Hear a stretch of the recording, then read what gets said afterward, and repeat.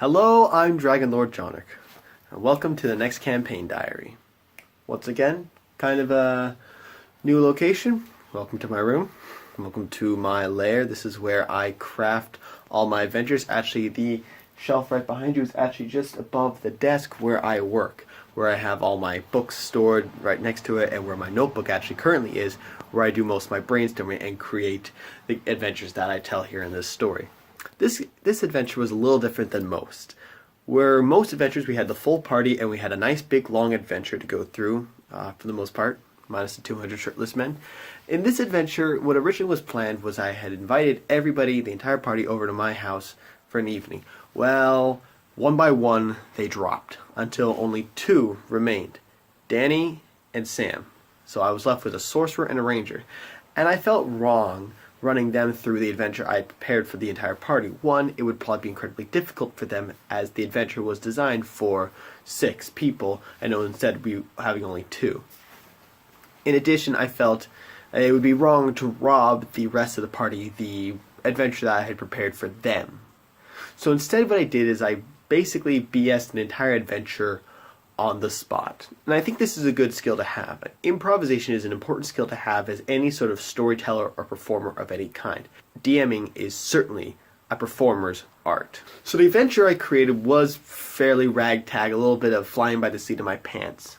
And what I did is I said that Danny had ridden ahead in front of everybody else from the whole 200 shirtless men adventure. Sam was not there for that adventure, so therefore I said, you're still in Renevas, in the capital. So Danny just rode ahead, met up with you, and where where Bartholomew once again gave you orders for a new task.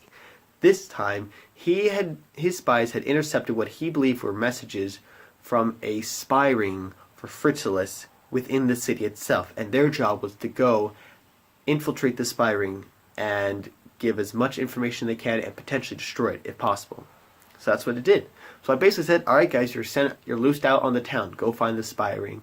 And this was a lot of fun, is because they had really no directions whatsoever to follow. They were forced to just come up with stuff on their own. And I think it was a bit, uncomfortable for them at first, especially as Danny and Sam at the time were still fairly quiet and were used to kind of taking the back seat to characters like Brayden and Sonia, who were a lot more go-get-it and were very much more the active players. So for them, it was a little different for them to kind of say, okay, now we have to take charge.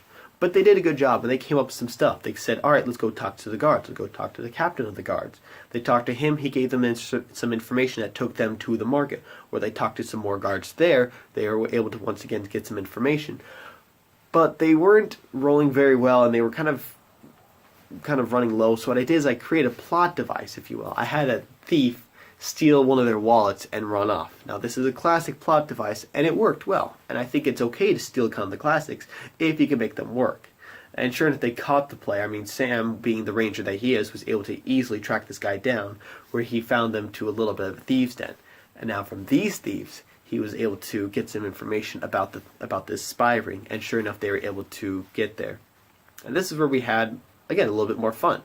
I hadn't planned any of this. I had no characters planned. I had no dialogue or motivation or papers or anything. Nothing was planned. This was all stuck in my head as I was spewing it out. So sure enough, they come to this spy ring, kind of this abandoned warehouse where the spy ring was operating out of. And they go and they knock on the door, and they have to get past the little gnome guard. He wasn't much of a guard. He was more of kind of the person at the door being like, "What's the password?"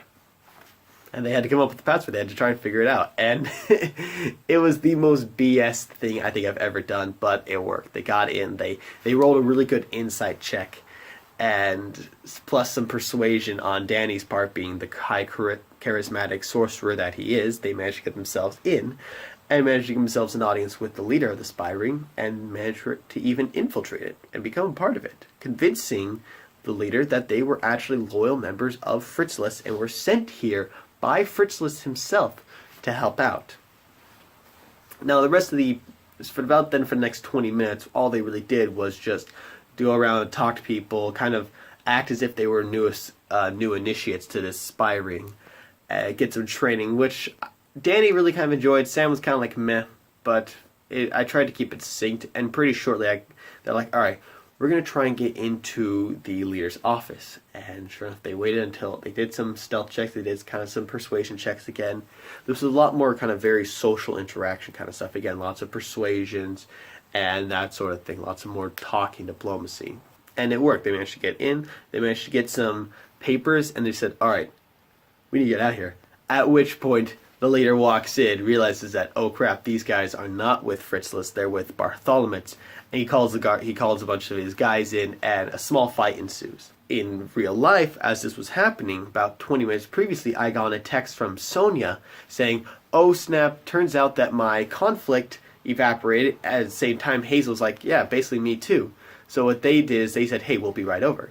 So just as Danny and Sam are going to combat, bing bong, go over to the door. Alright. There's Sonia and Hazel ready to play. So I sat them down and I gave them a real quick kind of rundown of what had happened so far. And I said, alright guys, you ready? And they're like, yep. I said, alright. You two, Sonia and Hazel, come crashing in through the wall just as this fight is opening up. And I explained, what had happened was that you guys had once again rode ahead. You guys hadn't been fast enough to catch Danny, but had still gone ahead of the rest of the party who were coming back in the wagon they got from, the wagon they had kind of looted from that wizard dude back with the 200 shirtless men. So Hazel and Sonia were there early. They managed to get some information, kind of almost follow Danny and Sam's tracks, if you will, through the city and managed to find location, and that's where they came crashing through the wall. Sonia really enjoyed that part. She got to be, crashing through the wall. And sure enough, they go through the small combat. It was just a real fast one. They killed the leader. They managed to still loot some more papers off of him.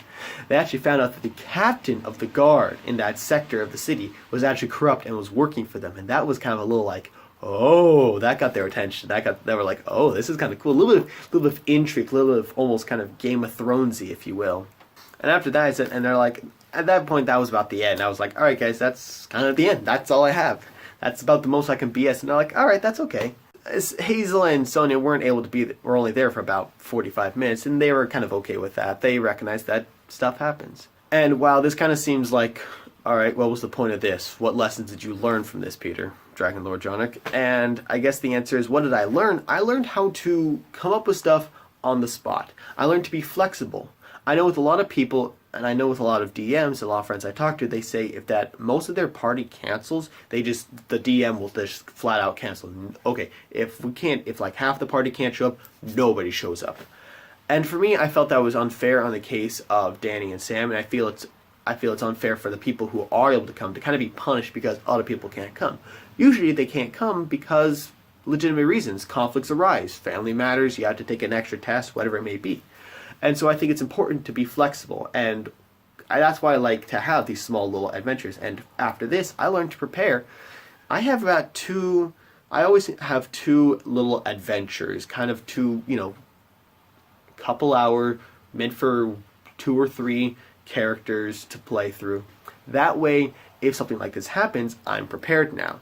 And I think it's important to, be able to fly by the seat of your pants, be able to improv and practice. You're always practicing as a DM normally, but practice coming up with the campaign on the spot. Practice coming up with something that they'll have to go through and that will be engaging to them. That takes a lot of work, and it will take sometimes years to perfect. I'm still a novice, but I'm getting there. At the same time, I think the second lesson that can be learned is to prepare. I think most people don't expect to do these little missions. I think it's important that you prepare a couple. Have some ready for in case this happens. And again, you only have to have 1 or 2. I think 2 is good that way because that way I can do it depending on who shows up. If Brayden and Sonia had shown up, I would have probably given them a more combat-based one because they would have enjoyed that more. Meanwhile, in this case, I had Sam and Danny who are they're less combat-oriented. They enjoy kind of the role-playing and such. So I gave them a little more role-playing, that sort of thing, and I think they enjoyed it overall. Now, overall, everyone still enjoyed the session, as short and as weird as it was, and I think that shows to one how novice they are and how ignorant they are of how much I suck, as well as it's a testament to, I think, the importance of these little mini missions, if you will. So those are the lessons I learned. I hope you guys learned from them too. I hope this information is still useful. Again, comments are not only appreciated, in many ways they're necessary. I want to make content that you guys will enjoy. As much as I could just probably spout all this information, all these stories and such all day long, you guys aren't going to listen to that unless you're getting something out of it, whether it be lessons or entertainment value. So tell me what you guys want. Tell me what you guys think. If you think I'm really boring, if you think I should try something else, I'm open to just about anything. Now I'm open. Doesn't mean I'm going to do it, but I'm at least open. And I enjoy getting the feedback. I want to have a connection with you, the viewer. I want to know that I do care about you guys. This isn't just me sitting on a cloud just talking and lording over you guys as TM. Thanks again, guys, for tuning in. Next week we'll have another episode. In the meantime, stay cool.